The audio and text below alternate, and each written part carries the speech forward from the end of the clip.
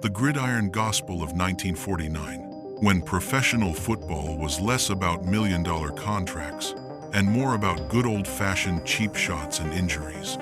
Our story takes us to late October, where the pride of Pennsylvania, the Philadelphia Eagles and the Pittsburgh Steelers were locked in a death grip for the Eastern Conference lead. The stage was set for a classic tale of the mighty versus the not-so-mighty. The setup, Fraternity Row versus the underdogs. The Philadelphia Eagles were essentially a big fraternity of dominant, defending NFL champions. They were a powerhouse, a well-oiled machine expected to win by at least a touchdown, which in those days was practically a guarantee. They were the Golden Boys, the heavy favorites with a high-scoring offense and a defense that presumably ate nails for breakfast. Enter the Pittsburgh Steelers. Bless their hearts, they were trying. The local Pittsburgh press, in a generous moment of optimism, framed their upcoming clash as a potential Cinderella story.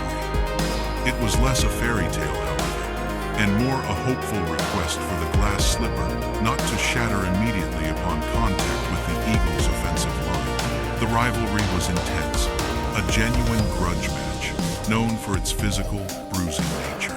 So brutal, in fact, that the NFL commissioner had to issue stern warnings about using excessive forearms, elbows, and knees. Play nice, boys, he likely didn't say. Key matchups, stopping the Van Buren Express. The Eagles had a secret weapon, an all-pro running back named Steve Van Buren. He was a force of nature, too much ball player for anyone to handle, leading the league in just about every rushing category imaginable. The Steelers' defensive game plan was simple: stop Van Buren. The Eagles' plan was similar: stop Johnny Clement, the Steelers' tailback, who was finally healthy. The battle lines were drawn. The unstoppable force Philly was about to meet the very stoppable object Pittsburgh.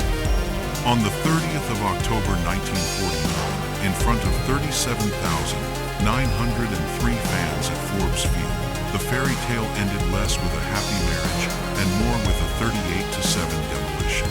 The Eagles wrecked the Steelers' upset bid with astonishing efficiency. The first quarter started with a polite 48-yard field goal. In the second quarter, Van Buren casually walked in a 1-yard touchdown run. Then, Clyde Smackover Scott decided to return a punt 70 yards for another touchdown, because apparently the offense wasn't scoring fast enough. By halftime, it was 17-0, and the Steelers hadn't even smelled midfield. Pittsburgh finally mustered a moment of glory in the third quarter, a 35-yard pass from rookie Jim Finks to Val Jansanti.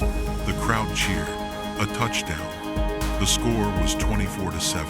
Hope flickered briefly.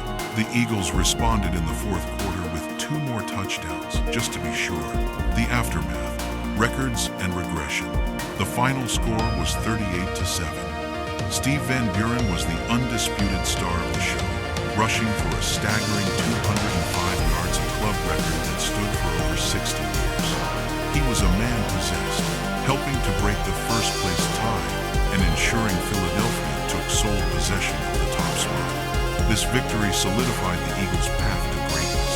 They went on to secure their third consecutive Eastern Division championship a few weeks later, in a rematch with the Steelers winning that one 34-17, and then claimed their second consecutive NFL championship by defeating the Los Angeles Rams in a delightful, rain-soaked 14-0 game.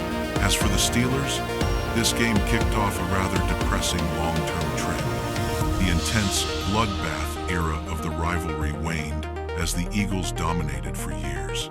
In a truly heartbreaking turn of events for Pittsburgh fans, the Steelers would not make the playoffs again for another 25 years after their 1947 appearance. Cinderella stories are nice, but sometimes the heavy favorites just crash the ball and eat all the cake.